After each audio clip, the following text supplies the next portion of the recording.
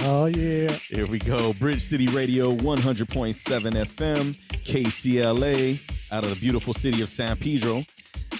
My name is Victor Bustillos. What's going on, San Pedro? I'm Frank Contreras. We want to welcome you back.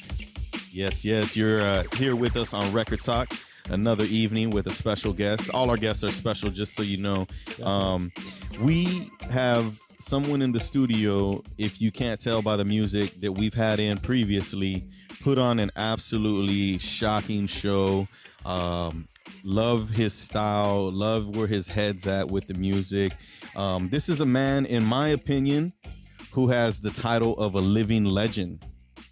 In the late 80s, he was a member of the original KDAY on 1580. He has entered numerous DJ battles, including showdowns with iconic DJs such as Joe Cooley, the grand incredible Wizard Tony A, J-Rock, just to name a few. He has worked on many big artists and DJ productions from all over the world, has hundreds, I'm sure, in his arsenal. Most of you guys nowadays probably know him as the man who can be heard for 6BLOCC. If you're my age and Frank's age, you know him as the man who runs all warehouses. Ladies and gentlemen, Bridge City Radio proudly brings to you a special interview in the life of DJ R.A.W. Yo, yo, yo. Raul. Yeah. What's up, Raul? What up, man? Man, here we go, man. Back again, Bridge City Radio. It's great to have you back, brother. Thank you, man. Great I love to have it. you back. I really loved your set last time, bro. It was Thank you. amazing. Sick. Yeah, Sick, man. that was special. Like, that was special for Bridge City, you know, because I know that Okay. this is where I could do that comfortably. Yes. Okay, all right. Yes. Oh man, it was great. There was Yeah. like snippets from like Mi Vida Loca in there. Yeah, There was yeah. like a lot of lowrider oldie stuff, you know, which is Yeah. perfect for San Pedro. We Yep. live in a Chicano based community where Yeah. there's a lot of lowriders out here. So I'm hoping that you know, we get some good responses on that show, Oh, yeah. man. Yeah. I mean, like, that's why I do that type of jungle, you know, because I'm taking the past and bringing it up to the future and letting the future meet the past. And yeah, it's beautiful. Wow, man. So Junglist DJ here, man. The crowned the That's king right. of The crowned jungle. king. You know what I Gotta be, mean? gotta I mean, forgive me if I praise you for a little bit. But man, I remember R.A.W. when I was in high school. Yeah. I mean, Yeah. your name was on every flyer all over the place. I mean, geez, It was out of control. Yeah. Yeah. How were you able to do all these gigs? Was there two of you or what? I know. You know what? Like, Yeah. yeah, I mean, like, so many people have told me, yo, do you have a twin brother or something, or what's going on? Yeah, because like they For would see reals. me over here in Riverside and then in Long Beach, and yeah, it's crazy. Wow. Well, we're glad to have you here in San Yes. Pedro, man. In your hometown as well, Yeah, correct? I live blocks away from here. Beautiful, beautiful. So I think what we want to do is just we like to start from the beginning when we interview people. You know, we just want to know about you, brother, a little bit of get a little personal with you and try to Right. find out some information. I'm always curious to know about people's history and backstory, you know. Yeah. So All right. Yep. what you say, Frank? Should we get into it? I'm down, man. Definitely got some questions on my mind off the top already, man. Definitely. All right. Well, let's start from the beginning, bro. Where were you born? I was born in El Paso, Texas. Yes, Texas, Yeah. man. Sweet. Big I was up. born on Cortez, Nice. right there by the border. Like a few years ago, I went back to where I grew up, and I didn't realize growing up, but a few years ago, I realized I grew up right next to the wall, like right there. Wow. Yeah, Wow. Like on your backyard was a wall. not the backyard, but to the side of the Is that wall really high or is it? No, it's actually not even major. It's just, Okay. Yeah, Wow. it's just a little border. Is that wall still there? No Yeah, way. I mean, it's just literally a wall between Mexico and America, and it's just Wow. right there. Yeah, It's a trip, man. yeah. Yeah, I got family in El Paso at La Calavera. I'm not Oh, sure how far nice. that is from you guys, but Yeah. I remember Yeah. El Paso's so hot, bro. I mean, Oh, yeah. Texas is Oh hot, man. bro. Yeah. So Definitely. I mean, but anyhow, okay, so you're born in El Paso and Yeah. you born and raised out there, I was or born in 1970. I was raised there, and around the age 5 or 6, we moved to Los Angeles, and I first moved to Hawthorne, and we moved to an apartment, and then quickly after that, moved to Carson, and I went to Dolores Elementary, and then Stephen White Junior High, Carson High. nice, Yeah, nice. So Carson was a big part of your yeah, early life. yeah. What kind of music did your parents listen to, bro? Little Richard, Santana, um, a lot of like progressive rock. Like my dad would listen to Toto, Oh yeah. Nice. Chicago. My mom was more into Little Richard and James Brown, like a lot of rock and roll and stuff like that. Oh, Yeah, good, yeah. good. So mostly rock and roll. Did Yeah. you take a liking to that music when you were younger? It wasn't so much that I took a liking to it because I think it was just my environment. So Yeah. like I just like grew up with it and it was what I knew. But like it was never anything that really molded my Right. taste in music because when I was a kid, I do have a memory of putting a 45 record on the ground. Like this is when I was still in Texas. I was probably 4 years old, and I have a vivid memory of putting the record on the ground and running around it because because I was trying to imitate what it was like to be on a turntable and Right. spin, Right. Right. That's and cute. that's my first memory of like touching a record is putting it on the ground and like running around it. Wow. I've never heard that before. That's Yeah. awesome. Yeah. And then my second memory is just my mom being in the kitchen making food and playing the music really loud. And like sometimes she would play Mexican music, but most of the time it was James Brown and like always really like up tempo vibes, you Good, know? good, Yeah. good. Popcorn music, Yeah. the hype stuff. Yeah. Okay. So what would you say was the first like style of music that you knew where you were like, man, I love this. This Yes. is me. Well, This is me. When you decided to buy music or stuff that you liked as a teenager or a kid, what was Yeah, something like you I would think play? when I was a kid, I really got into Kiss. Nice. I got into Kiss and Alice Cooper. Like my dad even took me to a Kiss concert, but it was so loud we left like in 5 minutes because it was too loud. Wow. And it wasn't even the band that was loud; it was the crowd. Wow. Okay. They were screaming so loud that it was like white noise, and you Oh. couldn't even hear yourself or the person in front of you. Wow. It was just like being in the middle of a white noise. Wow. Like So it's pretty box. scary. Yeah, It sounded yeah. like scary then, right? Yeah, Let's it was get just out of here. shh, and I was like, let's Wow. get the hell out. After that, I do remember I went to a concert with Alice Cooper, which was crazy too. That was at the Greek Theater. I went to a concert put on by Rick Dees that had the Era, Chicago, Nice. Santana, like a bunch of like really great bands. A little more mellow. Yeah, yeah, I know. Yeah, for real. Yeah, like that was during the daytime, and it was really like cool. And then I also went to see the Miami Sound Machine. Oh, wow. I went to see Devo in concert, and I that was love dope. Devo. Like like the Peekaboo tour was dope, Wow. and I like that concert really sticks in my mind because that's when I began to really think about drum machines and keyboards because when they came out on stage, somebody came out and hit start on the 303 Okay. Yeah. and it started to do the peekaboo bass loop dun dun dun dun dun dun dun dun, Nice. dun, like, and they let it play for 30 minutes Wow. and the whole Wow. crowd started to yell Devo Devo Wow. and finally they all came out in their yellow suits and just Yeah, started yeah, yeah. jamming and after that my memory goes blank. I was probably just in shock the whole time. Yeah. That's Wow. funny. So this Yeah. must have been in the 80s. 80s, then. yeah, this early was like 80s. early 80s going Yeah. into 84 and I then remember that music. and then I remember so that was when I was into music, just bands and albums, and like I would come home and play records in my bedroom and pretend to be the band, and I would play side A and side B, Yeah. and I had a broom as a guitar, and like I would just jam, dude, just jam all by myself. Yes. For real, man. And I would close my door and I would put a blanket over the window so nobody could see me and just Oh, like man. jam. Yeah. Oh man. Yeah. So good. Yeah, I tell Frank the story of I would push the two speakers together because in, let's say, late 80s, I wanted, Yeah. you know, I wanted to be like Run DMC. I want to be like Jam Master Jay. I wanted to be a DJ. Yeah. So I'd push Yeah. the two speakers together, and my dad would film me like I'm DJing, and Oh, you know, make videos in the living room and Yeah. stuff. So I think if you're a real musician or a true musician, everyone has done that at once or least twice once. as Yeah. a child. Pretend it's you doing it. Yeah.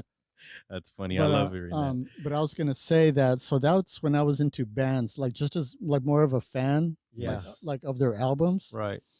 But everything changed when HBO put on the Herbie Hancock tour Yeah. with Grand Mixer DST. Oh Wow. wow. And DST was in the middle of the stage, and when they did the Rocket song, Right.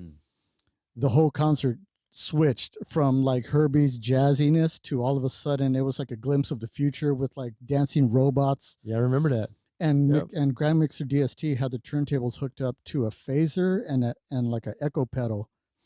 And he had these big, huge glasses on, and he just looked like he was literally from the future. Wow. And it was pretty much like a psyop on me. You know what I mean? Where I was like, what? And I just remember being like, knowing that this is it. You know what I mean? Like, Wow. this is it. Where Yeah. like I found like my thing, you know?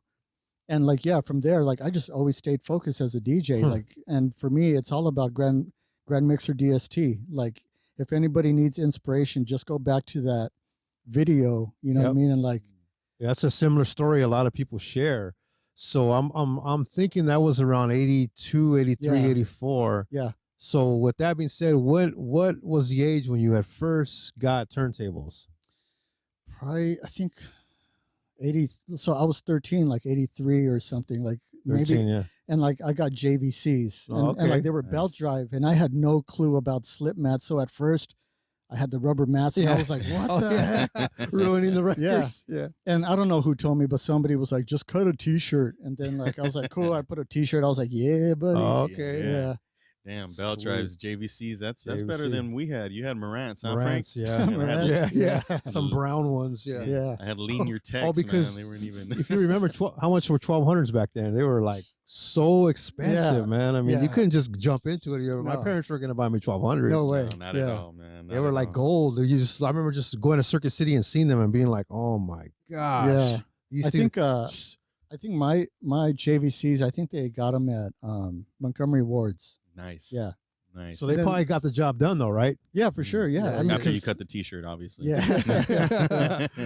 That's funny. 13 years old. That's the golden number, bro. So Yeah. I think there's only been like one or two interviews that we've done Mhm. Yeah. where they hadn't been 13 Oh, when they wow. got their first turntables. Yeah, yeah. We've had That's a when we lot got of- ours. Yeah. Yeah. The other boy said 23, which is he was 10 years late. I forget who that was. I think it was Wally. yeah, think it was 23. Wally, So yeah. he was a little bit late But man, because of the that's cost of interesting. them, really. Yeah. I wonder. So what? How old were you at the age of? I mean, what year was the age of 13 for you? 83. 83. Yeah. Okay. And that's when I came out. You're right, Rocket. Wow. Yeah. Yeah, that was life changing for me too, Rocket. Yeah, because that was the first record. Like before I even got turntables, I was cutting like I had one cassette deck and one turntable, Yeah. and I was cutting them back and forth like the digga digga digga digga digga digga. Oh yeah, digga. yeah, yeah, yeah. But I was going from cassette, so I would find it on cassette, pause, and then let it go, and then bring the record back. But it was Yeah. the belt drive, so I had to pick up the needle, you know. Yep. But yeah, but like it was, you know, that was the beginning days. And what at this point, what records were you? What was some of your first records? Do you remember? Planet Rock, Pac Jam, Mhm. Rocket. Okay, so it was hip hop definitely, or electro It was hip hop.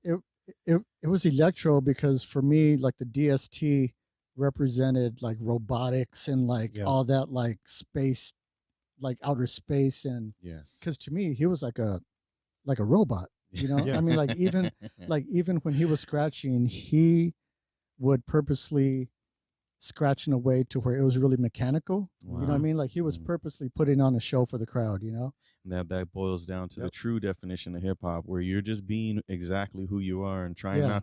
not to be like everyone else. Right. You know, you be Yeah. who you are. Yeah. You know, because only you can be the best you. You know what I Yeah. mean? And Yeah. I try to tell my kid that, you know, you don't want to follow the thread of everyone else. You want to Yeah. cut your own path, and that really is true hip hop. You Right. know what I mean? Yeah. Doing what your heart wants to do and owning it. You know what I mean? So Yeah. big up to Grandmaster DST, man. You know, Right. that was dope. Like there was a breaking movie, and I forgot which breaking movie it was, and like it wasn't any of the popular ones. But in the movie, this guy goes, "I'm looking to see what you do and you don't do." Mm, And when he said that, that's b-boyism to me, right? wow. Yeah. Where it's healthy competition, to where it's like you're looking to see, okay, he does that scratch. Let me think of something else. You know, I'm looking to see what you do Wow. and you don't do. I like that. Because what you don't do is what I'm gonna do. Yes. Yep. And I that's like b-boy. that. Yeah, because like you keep pushing the level of scratching or breaking or singing or rapping, you know? Did you break dance when Yeah. you were younger? Yeah, but just for fun. Yeah, because I was too much of a wimp to actually go on my head. I was like, no, I'm not going on my head. Was it you were Yeah. mainly pop, or did you pop lock, or did you No, I do mean, like, kickworm?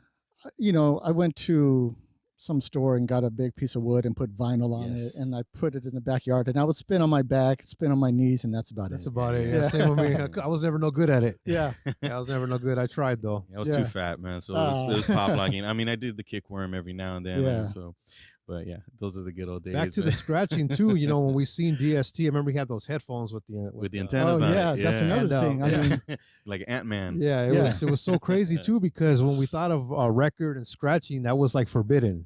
right. Like, so it even Yeah. made it more like, I want to do this. I really want to try, you know. Yeah. And it was, I just remember, like, you're not supposed to touch the record, you know. Right. Yeah, You're yeah. going to ruin it by doing that. So we knew that that was something that was like, when I seen it too, it really like just spoke to me. Like, I want to do that. Yeah. I want to do that. I think I had the Rocket record, and I try to like scratch over his scratching. Oh But shoot. and I was like, okay, it works a little bit, but I Yeah. remember the same thing. I didn't have a mat underneath, and I ruined the other side of the record. Dang, horrible. So it was all everything you had to learn, and you know, there's nowhere to look it up on the internet, or you know, Yeah. you didn't have no friends that really knew about it much, so you had to Yeah. kind of like learn on your own for a moment till you seen it being done in the clubs. Like I don't know if you remember Uncle Jam's Army and Yeah. Knights of the Turntable and all these groups that were from Carson or around Carson at the Yeah. time. Yep. So we got to go to Big John and San Marica, and, Mm. and I'm sure you remember those days, and Yeah. and Yes. actually seen the guys doing that.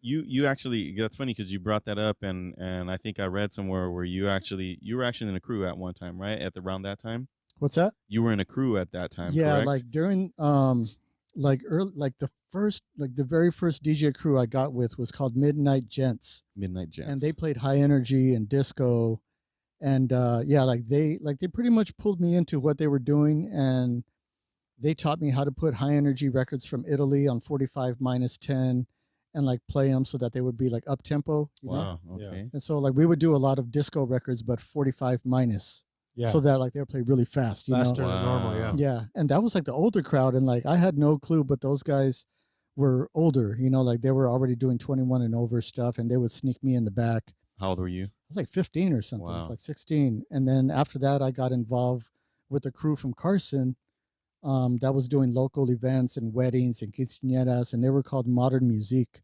Right. Modern And music. we were a DJ group, but the leader of it, his name was JC Jose Chavez. He became like a networking guy who brought in other promotion groups from the South Bay and Wow. created this huge group of people called Le Chic Attractions, Wow. which involved a bunch of different groups and just girls and dancers and, you know, like supporters. Mm. Yeah.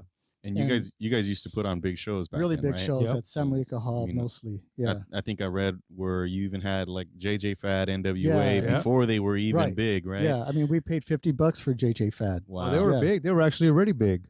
Well, I I- mean, not as big as the end, Right, result, but they yeah. were already pretty known. Yeah. Rodney O was there. I remember that, and yeah, Easy was there. Remember that? I remember Yeah. seeing Dre and Easy there. Wow. Yep. Yeah. Yella, like Yep. yeah, like Yella was in the back. Yep. Yeah. Yella Dre, Yella Dre. Yeah. Yeah, going back and Yeah. forth. That Now, was tight. at this time, did you have the opportunity to play music and share the stage with them, or were you still Yeah, kind of in the backdrop? No, like I think at that event I might have played like really early, like Okay. in the night, because I do remember like when they got on stage, everybody had to get off because they had their equipment, and so Yep. like when they were performing, I was in the crowd. Wow. Yeah. Right, right. Wow, that's cool. You got to share the stage I with know, these guys yeah, that's crazy. before NWA was even Yep. big. It's Yeah. like wow. We man. got Yeah. to perform there too. My friend rapped, and when he rapped, I remember they came out from the side room and they watched Yeah. them. They watched them. Wow. Yeah, Richard. Yeah, A Spanish Fly got to perform. yeah. there. We weren't Spanish Fly yet though. We were just wow. rapping over like the big Payback beat by Roxanne Shante. Yeah. something like that. Dang. Yeah, And I remember they all came out and just watched it. This one they had Dope Man and and Gangster album. Panic Zone. Panic yeah. Zone. Yeah, that That's was what the they. shit. It was like a blue flyer, right? Yeah. I remember that was like a blue flyer. Yeah, Yeah. but that was a bad show, dude. That's That was making bad, memories. yeah. dude. Goes back to That what was we bad. were goes And- back to what we were talking about, making memories. You know, like Yeah. I mean, you got to be out there to make these memories. Right. You know what I mean? Yeah. You can't People make are scared to go. Remember that because of those gangster element there at the Right. time. I remember some people were like, I don't want to go there, but Yeah. I was there, man. Wow. I got to see Rodney O there. I want to say Cover Girls, but I don't remember if they were yeah. there. No, or- yeah, like actually that was another show we did is with Cover Girls, Yep. and that one sold out mad Yeah, quick. Wow. yeah. Like- It was all the way packed to the parking lot. Yeah, there was a line of people that went all the way to Yep. the sidewalk. Wow. Yeah, that was crazy. That was good times, Yeah. man. Good times. And, And he then, was like- definitely up there doing his thing. I remember. That's funny. And then like I mean, and also back then, like I was dressed crazy. Like I was wearing all kinds of craziness, you know. I was wearing like paisley stuff and like yeah. early cross color, like, yeah, yeah. patchy. And then my hair like sometimes was in a copete, other times I Yeah, was, yeah. other times I was trying to do like you know, like a kid and play thing. Yeah. Those are the styles back Yeah. then, man. Yep. That's funny. Did you pull off the Kid and Play hairdo or no? I did with a lot of Aquanet. Yeah. Yeah, yeah. I would just comb it straight up and then like Yeah. somehow it was looking good. That's good. That's Yeah. good. Gee whiz. Okay, so let's see. I'm trying to keep track here because this is getting really interesting.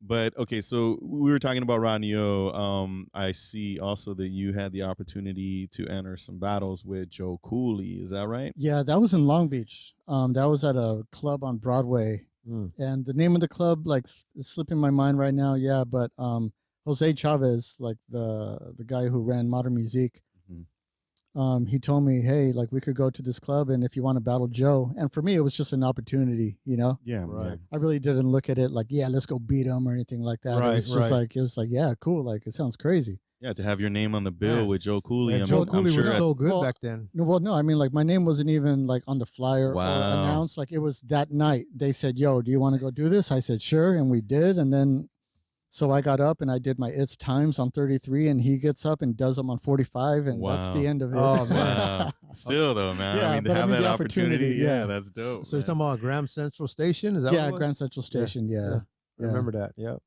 Yeah, And Joe like- Cooley was so good, man. yeah. And like another thing, like Joe Cooley was an inspiration for me too because of how he moved was really robotic. So yeah. everyone who inspired me was always really still when they DJ'd. Like they had a still energy and just really calm and relaxed, like almost as if like this isn't anything, you know? Yeah. So So the mixers were that big, remember? So yeah, you yeah, it you gotta gotta be- do that. Yeah, and back then they didn't have the battle stance with the turntables either. Right. The turntable was Not sure they actually did. horizontal Right. the way they Regular should be. way, yeah. yeah. So that's a That big, was Jazzy Jeff that started turning them that way, was it? I don't remember, but which I think is great. I mean, Yeah. ever since the first time I saw that, I've always had my turntables in that battle Really? mode. Even though Yeah. I've never really Yeah. scratched. You know, I'm not a scratch Yeah. DJ. I'm more of a play one and put the next one on. the next one, But and then also we know you had okay, so I have a question, bro. Yeah. I know you also had other battles with J-Rock and Tony A. Big up to Tony A. We love Yeah. Tony A. Love his podcast is going on as well. Okay, correct me if I'm wrong, bro. Because once again, when I remember R.A.W., I was younger. You know what I mean? Yeah. But I hear, and I want to know what it felt like. I hear that you were at a battle, and you did something at the battle, and DJ Quick was one of the judges, Right. and he jumped up and went bonkers, basically. Yeah, because it was a Gemini battle, Okay. you know, where Gemini sponsored it, and it was at West LA Music over there, like off the 10 freeway, 405. Okay.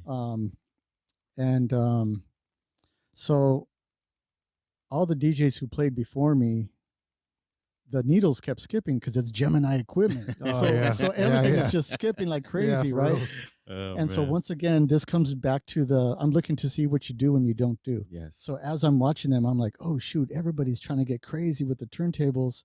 You can't do that because the shit's gonna skip. So then I Yes. go, what can you do? You could do fader tricks. So I'm like, cool.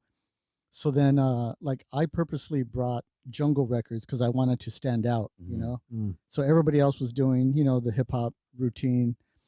And then when I get up, I played the jungle stuff, and DJ Quick got there kind of late, and he was a little tipsy, and he was there with this really beautiful girl, so he was in his zone, you know. Yeah. Yeah. And he wasn't paying attention most of the time. He was there, but kind of like, yeah, that was cool, you know. But everybody's stuff was skipping, so it was like, eh. Yeah. And then when I get up, I put on a track by J Magic Yes. called Your Sound, and it was white labels, and I had 2 copies, and I got them ready, playing like a quarter note after each other, so it was like dun dun dun dun dun dun. Yes, yes. And so the song starts off normal, but in my headphones, the other one is a quarter note after. Mm. And so I'm just standing there doing the calm attitude, like this isn't anything, like I really don't care, even though I really did care. Yeah. The way I was looking was like almost like yawning, like Yeah. but like that was my trick back then, was to act like nonchalant, Yeah. and then to suddenly bust into it, you know, like Oh. suddenly to be like a shock. Yeah. Because a lot of people back in the day would always like assume that I wasn't gonna do shit, you know, because I never looked flashy. Mhm. I was never the flashy guy, like the opposite. So when the J Magic record got to the drop where the breakbeats kicked in, I started doing the fader crazy and like did the behind, you know, like behind the body stuff, but it was all fader tricks. Yeah. But because it's jungle, the drums are doing double time beats like dun dun Mhm. ticka dun dun ticka dun dun ticka dun dun ticka Yeah. dun dun, and DJ Quick jumped up because to him he doesn't know this shit. Yeah. He just hears drum breaks going nuts. Yes. Mhm. He has no clue that on the records the breaks are already nuts, so I'm just doubling up what's already going crazy. Wow. That's yeah, crazy. Yeah, but he just jumped up, and then I won the battle. I took home a bunch of Gemini equipment. A month later, it was all busted. Oh man. Literally. Was that your upgrade from the JVCs? Yeah, or- pretty much. Yeah, I mean, straight up, like the woofer from the Gemini speaker popped out by itself. It just Wow. it just dropped on the floor. I was like, Oh oh right. Yeah. man. That's crazy. How does that feel, man? To just be, I mean, because I'm sure we all know Quick, you know, Yeah. and at that time, I'm sure he was in his prime. Yeah, for sure. You know, yeah. to have, how did that feel, man? To have, Yeah, it was cool. I mean, it's like, wow, dude. you know what? Like for me, like growing up, I went to like one Uncle Jam show, you know, so I saw like Egyptian Lover and Gem and Gemini and Bobcat, you know, and I was lucky enough to DJ for Curtis Blow and Mixmaster Spade, and a friend of mine from Brooklyn, Silkski, introduced me to Public Enemy and like a few other people that were doing hip hop.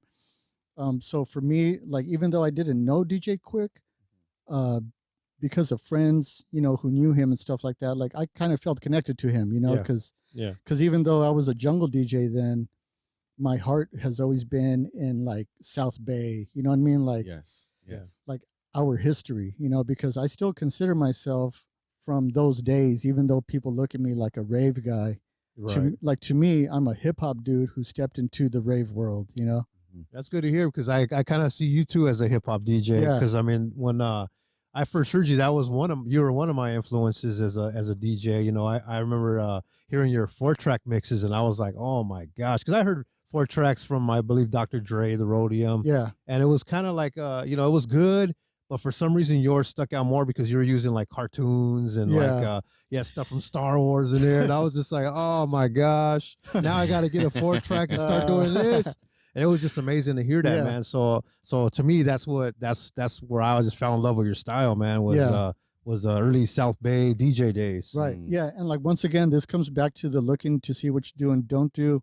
Yeah, and because I recognize that a lot of the 4-track mix DJs, they would do the intro 4-track, and then 2-track for like 25 minutes, right? You know? Right, regular songs, in other words, the songs that were hot at that time. Yeah. So kind of get you amped up and then just play. Just play. Yeah.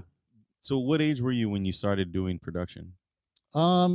I got my first drum machine was a Synsonic Drums, which is the 4 pads, and I got that at Montgomery Ward's. Mm-hmm. My first keyboard was the Yamaha CS01, which is a really dope analog keyboard, and like I still have it. Wow. It's really small. It's like about a foot wide and maybe 6 inches deep, and it's just a dope synthesizer that has like all the all the different waves. Yeah. Sawtooth and sine wave and triangle. Nice. And it's just great. It's like a great keyboard. So those were my first, like digital equipment. Yeah. And then from there, I got a 4-track and started to make like a lot of like Egyptian Lover type of tracks. Right. And like I still have those like digitized, Wow. and it's crazy because I'm doing all the breathing, all the yeah. Egyptian Lover was he was tight when it came out, man. Yeah, I remember yeah. when what is a DJ? I was like, Yeah. oh man, that was a bad song, man. Yep. Yeah, That was definitely. a real bad song, Yeah, man. it is. To this day still, man. Yeah. So what was the first actual record you made where you had scratching on? Because I know you did some stuff. I can't remember the names. I know I have one of them, but I'm thinking there's one before the one. I kind of want to hear which ones that you made that I may not know about as far as scratching in there or production. Well, I mean, I did a 12-inch single with Silksky, and he was a guy from Brooklyn. Right. Yeah, and we used to go to the Del Amo Mall arcade when they had the studio. I remember that. And like beatbox at the studio downstairs. Wow. Yeah, yeah, yeah. like put it on tape. I remember the studio. They had Yeah. the tape decks, I believe, Yeah. in there in the corner. Yeah. Yeah, Yeah. See, people don't know I about don't that. I bring remember that up, that. and people never. There was a studio in the it was really arcade. short lived. Yeah, Wow. yeah, but like you used to be able to go there. I think it was $10, and Something you could like that. Yeah. record This for was like in 15 minutes. '86 or something. Yeah. Man. Yeah. Around Really? That time. Yeah, Yep. Del Amo Mall had a studio in the arcade, and you Yep. could go. Wow. And like we would just beatbox and Yeah. mess Yeah. around. That's what we did. Yeah. My friends were doing that too. Yep. Yeah. Going in there and doing that. But Silksky was the one who kind of took me under his wing, and like he would like drag me out of the house to the studio. Like even on school nights, I would get home at 5 a.m, and my mom Wow. would trip. Mm. But we had to be at the studio, like knocking out tracks. But we ended up putting out 2 vinyl releases. One of them was called Depression '99, and I did some scratching in that. That was 1988. Mhm. And we also did a limited vinyl one of So Rough, So Tough, which is really hard to find. Oh yeah. Oh, wow. Yeah, I remember that. Yeah. Yeah, you showed me that on tape at your house. Really? I don't know if you remember Wow. when you had the studio in the garage, or Yeah. or you had your turntables in the garage, Yeah. and you had some speakers up like kind of high up Yeah. there. Yeah, like on the wood. You showed it to me on a 4-track, Yeah. but I have the record. Yeah, the Really? white and black record of, Oh, wow. of the other one. Yeah, Depression Depression 99. 99, yeah. But I don't have So Rough, So Tough. Yeah, that one was really limited, and I think for some reason I never got my hands on a copy. Like, I don't know what Oh, happened. man. Yeah, Man. it's Yeah, because you- like we had a manager, and I think the manager got financially stressed out because of the studio time. Yeah. Because like back then, there was an engineer, and like you had to pay for the reel to reel, and Yeah, like, yeah, yeah. there was a lot of expenses. So you don't even have a copy of that song? So Rough, So Tough. I don't, and I really wish I did, because Yeah, it was like okay. it was the favorite track that I ever worked Yeah, on back then. It had the sample, and then you were so damn right. Yeah, yeah. I remember that. Yeah, So So Rough, damn So Tough. tough. Yeah, you Yeah. were scratching on that. Yeah. Yep, I remember that. Yeah. Have to look for that, bro. Oh man. I'm a nerd when it comes to trying to Yeah. find records, man. That's like what I get It's out there my somewhere. kicks off of. It's out man. there somewhere. So I know that obviously South Bay based. Yeah. You a lot of your recording sounds like it was here in the South Bay. Yeah. But you have traveled the world at this point, basically, correct? Yeah. I mean, we were talking about, UK and Mexico and all kinds of other places that you've been. Yeah. What are some of the highlights, man, of your career today? Like some of the places that you've been to where you're like, man, that was like the absolute best show for me. Yeah. I mean, like now that I'm older, I could appreciate it on a different level. Not so much how the party was, but the fact that I was able to travel. Yeah. Like I did a 10-city tour with a friend of mine from Florida named Prolific, and it was through him and his contacts. But we did a tour in Belarus and Russia, and we did all these shows in Russia, like in Wow. Siberia, Moscow, St. Petersburg, Sochi, and all these names that I don't know how to pronounce. Yeah, yeah. But it was really cool to go to Russia, and like see how it is over there, and like it's really the same as it is here. It's just they speak a different language. Wow. Mm. Okay. The And scene's pretty big out there. yeah, it's huge, especially Siberia. Like Siberia was pretty much like almost like going to Vegas because people have money. Wow. I mean, like the people in Russia that could party, like they have money. You know, Wow. I mean, because there's like a big gap between those who can party and those who don't even know about the party. Wow. The people who party, like they got their thing going on. Mm. And in St. Petersburg is where I felt that people were really like us. There was a lot of ganja, vibes going on, and like people were just more just like us, and people spoke English, and Wow. yeah, just easy to deal with. Very interesting. Yeah, I know that you guys had something going on down here early on called the Jungle. yeah. Is that correct? Yep. Where was that? Where was that location? That was at the Belmont Tunnel, which was a really popular graph yard Yes. in Yes. in the Rampart district, south of Echo Park. How And, did you guys pull that off, bro? It was my friend Rudy. Like my friend Rudy was the one who got everything together, and he found this like graph yard. But at night, homeless people would stay there, Right. like in the empty train station, because it was an old train station. I remember the tunnel being gated off when we would go Yeah, Yeah. to look at graffiti, or Right. caught a couple friends that would ride over there. But yeah, and I mean that's the same tunnel that they filmed Predator 2. Like, Mm. yeah, Wow. yeah, it was Okay. filmed there. Yeah, but so my friend Rudy would pay off the homeless people, canned food and money and beer, wow. and they would leave for the night so that we could party Okay. in like the empty train station, which was only like it was all concrete and it was maybe 40 by 40 feet. Okay. And we would set up the sound system with one laser, no lights, because we wanted it really dark. Yes, And like yes. that was like the vibe was supposed to be mysterious and dark and not clubby at all. So it was like the anti-club, you know. So- what year was this in? 92, 93. Oh, Okay. so this Yeah. is like the peak of when rave is already going on. Yeah, except like we quickly realized that, you know, the rave was really flashy and bubbly and like happy go lucky. So we wanted to do something really dark and Yeah. mysterious, you Mhm. know, because we were playing we usually played the darker side of jungle or the more musical side, which back then was called intelligent jungle, which just means that it's synthesizer heavy. Gotcha. Okay. And there's a lot of pads and chords going on, you know, like a lot of emotional Yes. Right. jungle. Wow. So what that brings me to my next question. Actually, what were some of the, because obviously that was early on in your career, right? Yeah. Okay. Well, yeah, like for the rave stuff. For the yeah. rave stuff. Yeah. What was one of the biggest raves that you've ever done, bro? There's one that stands out, and it was I think 1995 with Marvelous Kane, and I think it was at the Shrine. Wow. Yeah, but Marvelous Kane from Suburban Bass. But of course, way back in the day, in the techno days, like one of the first biggest shows I did was Grape Ape. Oh yes. Yeah, and that one was huge, like Yes. huge. I And remember that was at Raging Waters, Yeah. right? Or and like Micah, the guy who put it on, he just had the like organization down, you know. Wow. And it was really about just hard work on his end. He really put in the kind of work that people usually don't put in, Mm. you know. the one at the Shrine, that was 99, you said? 95. 95. Yeah. Okay. Okay. I remember there was one in LA. I want to say it was at the Shrine. It was I think it was Circa maybe. Probably, yeah. I mean, I have a really bad memory with all these things because there's so many shows since then. Yeah. Like, I mean, just alone in the 2000s, you know. So for me, when I think back to the 90s, I'm like, yo, It's like, too far back. It's too far back. I man. remember that one stood out to me because we were actually there, and I remember you know, the place was packed and people were still trying to get in. Yeah. They knocked a gate down, bum rushed inside. Yeah.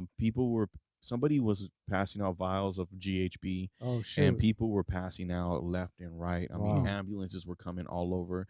I remember they were shooting rubber pellets at the crowd, and it was like, Wow. Oh, whoa, like damn. this is out of control. You know what I Yeah. mean? Like, Man. but rocking the bus, like a bus was just stuck. You couldn't go anywhere because it was Yeah. like in the middle of traffic. And Damn. but and I think that was a late 90s. I remember being young at that rave, and I was like, man, and we were bummed out because we barely got there, and this was all going on. We're like, oh. So we like partied in the street. You know, we like the homie had sounds in his car. We were playing. I was into hardcore, so we were playing like a bunch of like terror hardcore, you know, and like people were they were like on top of his car and Yeah. dancing, and he's like, get off my car. I'm like, turn the music down, you know. Yeah. Oh my god. But I mean, the rave scene was fun, bro. Yeah, You know yeah. what I mean? It was a great time. If you love the music, you know, that was the biggest part. You had to love the music to be there because Yeah. it was 8 hours of constant Yeah. bass Yeah. and you know, high tempo. Yeah. You know, I mean, it was a great time. Is Yeah. something that I'll never was just- forget. It was just a place to let loose, you know, and like just get crazy. Yeah. I remember mean- Comet Hail Bop. They had a big rave for Comet Hail Oh, Bop. my You God. remember that? Uh-uh. That was pretty interesting. But so you've DJ'd all these big raves, obviously. I mean, you've done like EDC before and all Yeah. that, correct? Yeah, I mean, I was doing shows with Insomniac when we were in warehouses, and Wow. like the water pipe busted over us, and like somehow we still kept going, you know. Yeah. Now, were you one of the first guys to incorporate warehouses What do you mean? into the rave scene? Like, well, obviously before raves was the warehouses. Yeah, Yeah, those well, small. I mean, yeah, like back in the day, I would do. There's a friend of mine, Oscar the Grouch. His brother Rodolfo. His name back then was Tiny, and he was one of the early rave promoters from Carson. Okay. And back then, he would go look for warehouse locations that we could break into, or like offices that were just empty that we could do a show. So like we did a show called Groovier that was in an empty office space. Wow. And then we also did one in a warehouse. And I think the cops came to that one, and we just told them it was a birthday party, and they kind of tripped out about it, you know. Yeah, but like we did those warehouse parties pretty early on. That was in '91 when we did those in Carson. Okay. Yeah. I love Oscar, man. Big shout out to Oscar the Grouch, man. He's a great guy. Runs all warehouses. That's what R.A.W. stands for. Yeah, because I mean back then, like I really felt that I really rocked the warehouse. You know what I mean? Because like when I played at the warehouse, it's different than playing at a club, because the warehouses have that like reverb going on, you know? And so like when I would cut records out, or like when I would scratch, I would hear it like reverberate like in the venue.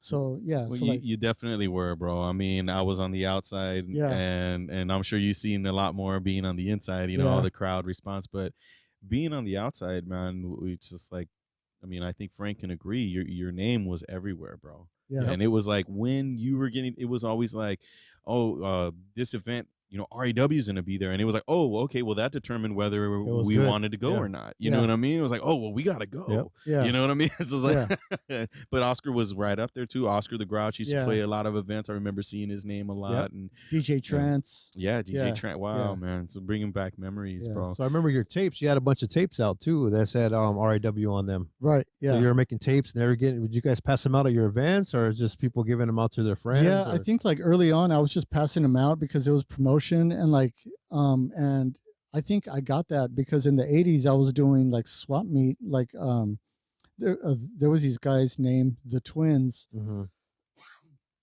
and I would help them sell mixtapes, and we were doing oldies, slow jams, like freestyle mixtapes, like all kinds of stuff. And like we were at the Harbor swap meet, and sometimes I think Santa Fe Springs, but mostly at the Harbor College swap meet. Okay. And I think those years is what taught me about like the promotion power of mixtapes. You know? Right. So when I got into the rave scene, I was doing that like pretty early on. And I think in the beginning they were free, but then when I started to really get them mass produced and duplicated is when I started to sell them. And and like my mixtapes like took off like sales wise. Yeah, they still are still out there. Especially on Melrose Avenue, the record stores, Yes. Street Sounds, DMC. You used to work at Street Sounds, right? Yeah. Wow. Who else worked there? Frank C, a.k.a. Mr. Fish. Okay. I remember. Marcus Wyatt was always showing up and shopping there. And like the manager of Street Sounds was Freddie, and the owner's name was Frank, and he was a really good guy. Like he was just a businessman who just loved vinyl, and for him, he didn't really open up the shop to make money. He opened it because he liked the culture of vinyl and club music. Wow. Yeah. Wow, that's awesome. Yeah. Yeah, I remember a couple big names coming out of that store. DJs. Yeah. Coming out of that store. Yeah. Yeah, but they were mostly house, I think. Okay. Yeah, house music was there. I remember there were expensive records in there. Yeah. I remember I was like, whoa. Yeah. You could just buy stuff though, and it was good. I remember that though. Yeah. Like, this is good. This is gonna be good. This is gonna be good. Oh yeah. So obviously you got a ton of productions, right? Yeah, like too many. Yeah. Too many. So if you had to put a number on them, what would you say? How many songs I've made? Including your productions, your own personal songs and mixtapes? Oh my God. Hundreds. Yeah, I mean, would you say 200 plus tracks? Like you're saying tracks? Tracks probably thousands, right? It's probably like it has to be between 5,000 and 10,000. Yeah, like something crazy. Yeah, like something crazy, because I mean, I've made so many stuff that I just made for personal reasons. You know, like I mean, I have electro, I have house, I have techno, hardcore, gabber, I have cumbia, like cumbia remix, reggae. Heart, like all kinds of stuff. Your cumbia stuff. You went under Chicano as well. Is that what you went? Yeah, like that's something that's just really up on Bandcamp and Juno download, and like maybe a few on Beatport. Like that's something that I really wish I would have pushed a little harder, and I still might push that a little harder. Yes, yes. But the 6 Block stuff has me so busy, that yeah. Good, good. Yeah, but I mean, but like I love doing all that cumbia stuff. I mean, because I actually like the idea came to me when I was in Mexico in 2012, Mhm. and I remember telling my friend we should do cumbia bass, and he was like, Yeah. "Yeah, we should," And then when I got home, it just left my mind, And then a few years later, I saw that there was a scene in Houston where they were doing that, where they Oh, were taking man. trap and merging it with the cumbia. Wow. Mhm. And out there in Houston, it's been blowing up. And Wow. a friend of mine from Guatemala told me that in Guatemala they do they were doing a monthly cumbia thing with 15,000 people Wow. showing Oh up, my and gosh. just craziness. Tell me about 6 Block, bro. Because obviously I know you as R.A.W. A lot of people in our age bracket knows you as R.A.W. The junglist, you know what I mean? Yep. I mean, but 6 Block, when I first heard that, I thought it was like, okay, this is like a hip hop artist or something. You know what I mean? I didn't realize that it was you. Yeah. Until A lot of years people after. did, You know what? Like so many people didn't know it was me, and like when they found out, they were like mind blown. You know? Yeah. But Because 6 Block did pretty good, bro. I mean, 6 Block is a dope name, you know, and I love where you got it from. Give us a little rundown on that. Explain. Well, so in reality, I got the name from a record. It was on a scratch record, and on the scratch record, it's a sample that goes, "The bass we create is heard from 6 Block." So they truncated the S, like they accidentally cut the S out of the word blocks because it should have said 6 blocks. Yeah. But then the record just goes 6 Block. That's dope. And then when it happened so suddenly, it just hit my brain, and I knew. I was like, "That's it." Okay. You know what I mean? I was like, "That's it right there." But then as time went on, 6 Block meant that you could hear the bass, like you could hear the bass when I play 6 blocks away. Yes. North, south, east, and west. I like that. Because of dubstep, because I changed my name because I started to produce dubstep, and I wanted to differentiate myself like with that music. Right. Yeah. And obviously today you still produce under 6 Block, correct? Right. Yeah. And R.A.W. Right. Yeah. Wow. Yeah. That's awesome, man. Sweet. Very successful. Yeah, it's really cool. And like when I changed my name, I was able to double book myself. Wow. At the same show. Wow. And then and like get that double pay. Right. Dope. I was Smart. like, yes. I was like, yes. Smart. Makes sense. But then people got hip to it, and I was like, all right. Oh, man. So your family, man? Yeah. Nice. You got kids? Got 2 kids. 2 kids. Yeah, my girl Lizzie does it. Nice. Yeah. Nice. Oh, good. So are your kids DJs now, or not yet, or what? No, you know what? Like they see me there, like they see me doing my thing, But my girl likes to draw, and my son, he's into like the video games and all that stuff, Yes, and yes. I got him in basketball now, and he was playing tennis for a little bit. Oh, nice. Yeah, so he's like, my son is more of a people person. He loves being with people. Like that's where he shines, and Cool. like, Good. and like my daughter, she's such a great artist, and she's more of like that focused mind where she could just really zone out, Wow. because I remember watching her when she was really young, and I noticed her daydreaming, and like I was like, I've never seen a kid daydream. I was like, what kid, and what are they thinking about at such a young age to see a 2 or 3 year old just staring off into space? I was like, what are they thinking, Yeah. But it's because her mind is so creative, like when she was young, she would be scared of like LEDs on like a clock because she perceived it like a eyeball. Ooh, Wow. And then I was like, that's her mind creating that scenario, but it's because she's creative, know. Yeah. How do they deal with you being gone when you travel, man? Is that a tough thing in the house? Yeah, like they don't like it, but like all they want to know is when I'll be back. Yeah. So like they always say, when will you be back? I mean, back in the day, I would go to Europe sometimes for a month, but that's when they were really young. So they really don't remember that. But these days, they always ask me, when are you going to come back? Oh, man. So like, just That's a few tough. hours, or like next week, or in 2 days, Do you ever take them with you, or? Most of the stuff I do is like either far or it's too quick to make it enjoyable for them. Because sometimes I'll arrive at 7, DJ at midnight, and be back at the airport at 9. Oh, So okay. it would be too much of like. Yeah. So Like it's not a travel. Yeah. No, it's not a vacation. but one time I did a show in SF, and we drove, and I took my kids, to the beach area and to the tourist area, and and it's funny because I didn't think that they were going to have a good time, but they Yeah. had a blast. Like they had a really good Sweet. time. Wow. Yeah. How old are they? My son is 11 and my daughter just turned 10. Okay. Okay. Yeah. Okay. Oh, so another 10 years they'll be able to go actually to the show with you. Yeah, I know. They'll Oh be my taking God. all your files and mixing them up their way, Yeah. right? Yeah. And Remix. then I know we were talking earlier. You say your girl actually plays records too, right? Yeah, like she just started. Like I got her first booking like last November. You know, Wow. I kind of pushed her into it because she was hinting she wanted to do it. So I thought to myself, you know what? Let me just get her this gig. It was like at this Monday night, like pretty mellow venue in downtown, like in Chinatown. And so Nice. she went. She had a great time, met some people, and through those people, she just kept networking. Because to me, that's her power. Yes. Like people are drawn to her. Like even today when we went to get some food, like an older man like walked up and just started conversating, like Wow. nice and easy, like almost as if he knew her.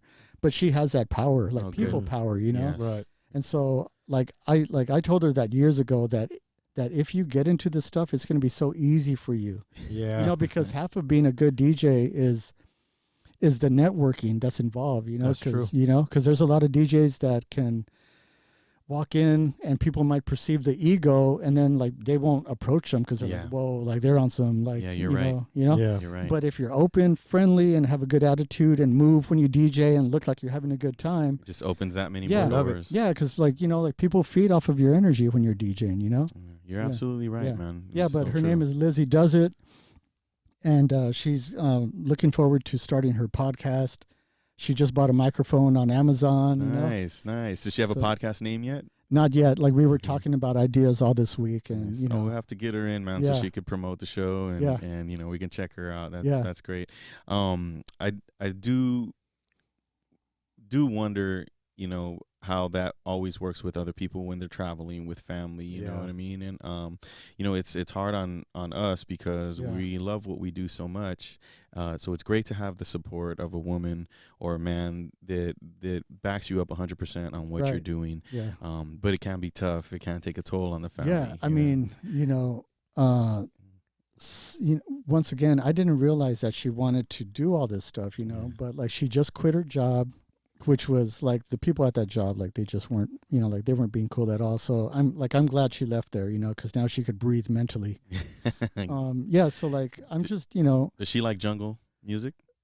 she likes it whenever it's mellow, like more mellow, but the crazier stuff, no, because like she grew up as like a house head, Yeah, like, yeah. like good house and Love house too, yeah, man, like yeah. she loves like Disclosure and Flying Lotus and all that. So that's what she's playing. What would be her set? well, you know what? She likes a little bit of everything, like anything that's danceable. Like she'll even play like Manhattan Transfer. And Oh, yeah, like, yeah. she'll just go across the whole like it really doesn't matter. Good. I like that. Yeah. I like Good, that. Though. good. I mean, she goes beyond. Yeah. So if you can describe for those who don't know the difference between jungle, Yeah. drum and bass, and dubstep, how would you describe that?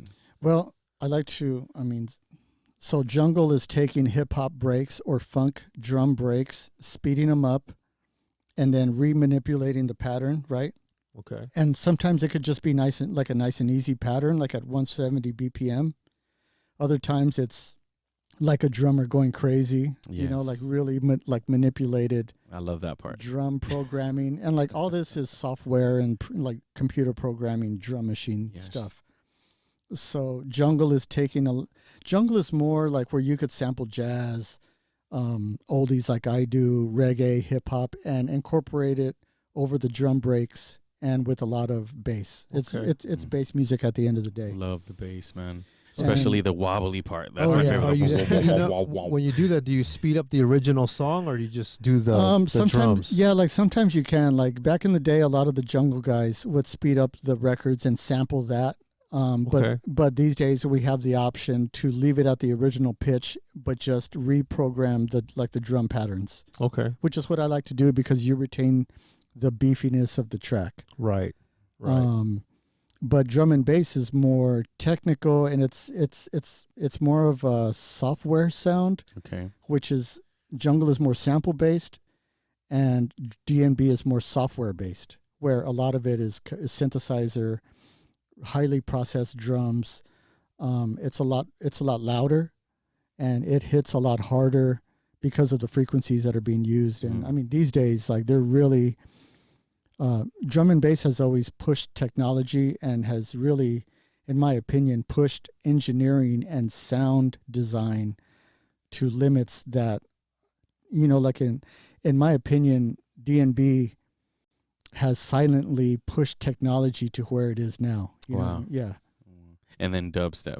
And then dubstep is really halftime two-step, which is a British like dance. It's basically like 140 house, so there's two-step, which is their version of like a fast house type of vibe. And one day somebody said, let's cut that in half. You know what I mean? Like, let's do some 70 BPM. Wow. Yeah. So the drums go at 70 BPM and the bass is mostly, originally it was LFO bass. So there was a lot of low frequency modulation tricks happening. Right. And, a little distortion on the bass to bring out like the frequencies. Yeah. And it's just really just having fun with frequencies. Yeah. But I mean, it's grown to so much more than that now, so like to me, it's like a breakdown. Like the vibe of dubstep is where you break the track all the way back down, Yeah. So it gives you a chance to express yourself differently. Yeah. I mean, like when the music came out, it really gave me a chance to just try new sounds, but really like focus on the sub bass. Like when I was first introduced to dubstep, it was 80% sub bass and 20% drums and everything else. Right. These days, the songs are really busy.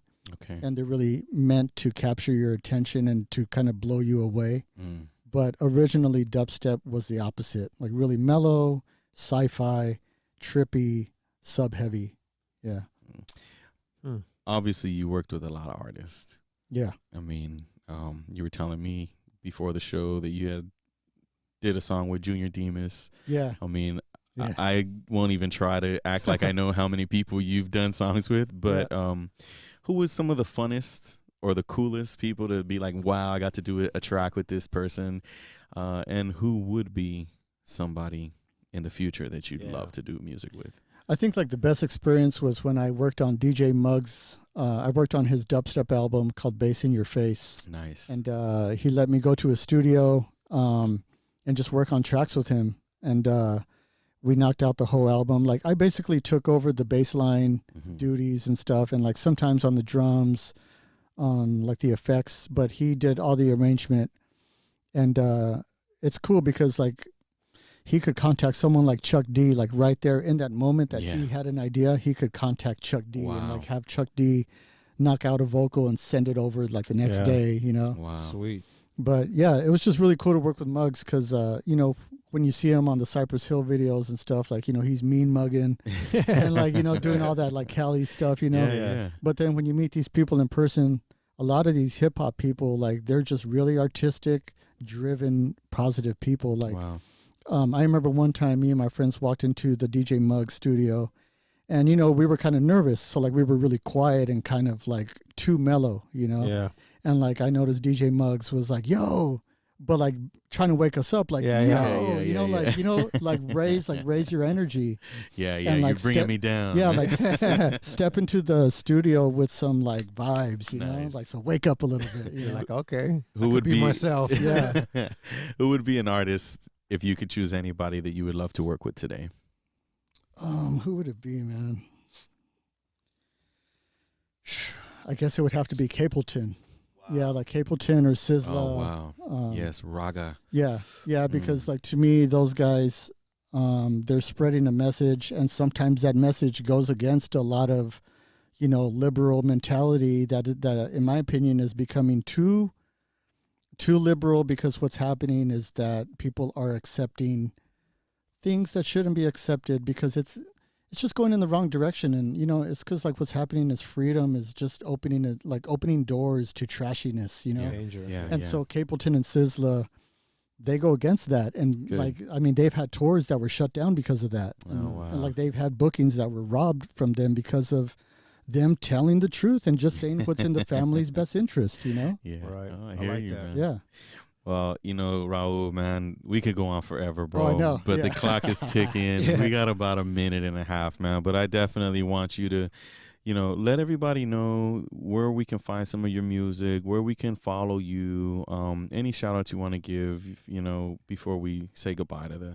Yeah, I mean, just want to shout out everybody that has been supporting me. It's really about the people, Yes. Because like when I go out and DJ, I always make sure to say what's up to the people. So it's really like everyone that has been there, that has stuck to the party, like even when there was only 20 people there, like those are really the people that I appreciate, is the people who show up even when it's only a few of us, You're right. You're right. Good. Yeah. Where can we find your music, bro? It's at 6BLOCC.bandcamp.com. So it's the number 6, BLOCC.bandcamp.com. And my Instagram, which is OG6BLOCC. And or just Google me. That's the easiest way. Definitely. Frank, you got any last I things? just want to thank you for coming out, Raul. That's how I know him, is by Raul, and we're fans, but we're also friends, and Right. We just thank you for just shedding some light on just the dubstep, the drum and bass, and what you're doing. What you've been doing is great. We appreciate what you do for the culture, man, and we're just thankful to have you here with us. Cool, thank you. Yeah, I Bridge City appreciate it. Radio. Thank you, man. Yeah, Thank that's you. right. That's right. All right, here we go. Once again, that's DJ R.A.W. brought to you by Bridge City Radio on 100.7 LPFM, KCLA out of lovely San Pedro.